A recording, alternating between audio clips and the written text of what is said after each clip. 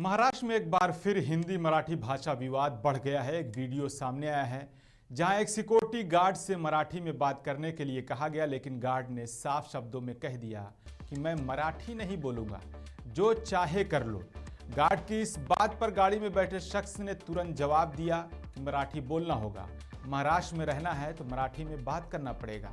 Video viral है और social media पर अब बहस यही है कि किसी राज्य में रहने के लिए उस राज्य की भाषा बोलना जरूरी है या फिर भारत जैसे मुल्क में हर किसी को अपनी पसंद की भाषा बोलने की आज़ादी मिलनी चाहिए।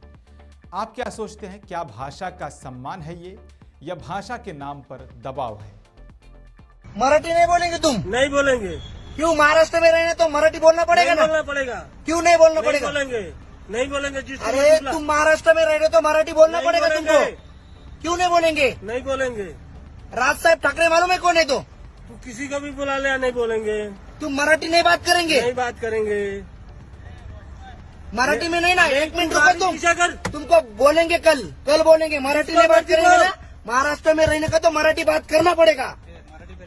नहीं बोलेंगे। क्यों नहीं बोलेंगे? नहीं बोलेंगे। महाराष्ट्र में रहने का तो मराठी बोलना पड़ेगा। महाराष्ट्र तू केदार यादव अख्ख्या सर्व महाराष्ट्राचे तसंच महाराष्ट्रीयांचे मराठी बांधवांच्या माफी मागतो. दिला की तुला शिकायचं ना? मराठी शिकतो.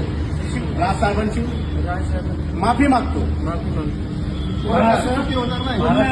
होणार नाही. सामने देखो. पुन्हा अशी माझ्यापासून चुकी होणार नाही.